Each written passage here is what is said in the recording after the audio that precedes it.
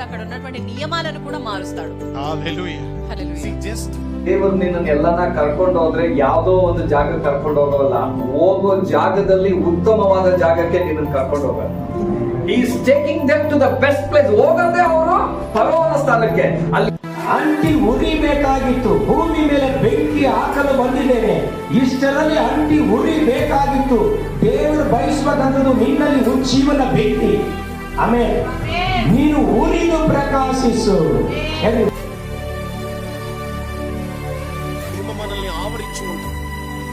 క్రీస్తు రక్తపు విలువలు మన మీద ఉంటాయి. దేవుని యొక్క అభిషేకం మనలో ఉంటుంది కనుక సాతానుడు పొరపాటున మన మీద దాడి చేయలేడు.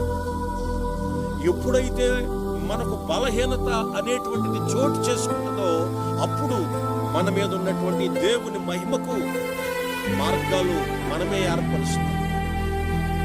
అయితే సాతానుడు ఆ బలహీనత దేవుడు అంటున్నాడు, నీ సమస్యకు ముగింపు వచ్చిందిరా బాబు. 3 సంవత్సరాలుగా భయంకరమైన పరిస్థితిని అనుభవించావు. ఏలియా, శత్రువుకు భయపడి తిరుగుతున్నావు కదా, ఇక మీదట నీ పరిస్థితి అట్లా ఉండదు. విశ్వాసం, నా కొరకు నా యేసయ్య గాయపరచబడ్డాడు. ఆయన వస్త్రపు అంగీ, దేవాలయం యొక్క అంచులు ఆయన అంగీని తాకుతుంది. ఇప్పుడు కూడా ప్రతిరోజు అందుకనే మందిరంలో ప్రార్థన చేస్తాను. దిక్కుమాల్లో పర్సు కూడా ప్రార్థన చేయమంటారు, ఈరోజు కూడా ప్రార్థన చేయమంటారు. చిన్న చిన్న గడుపులు నీకు ఏ విశ్వాసం బాగు చేసుకుంటాను.